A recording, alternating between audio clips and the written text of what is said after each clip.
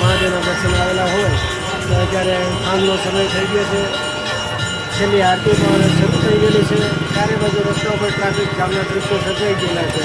હું અને મારો મિત્ર જયદીપ છે એ મહાદેવના દર્શન માટે આવેલા છે.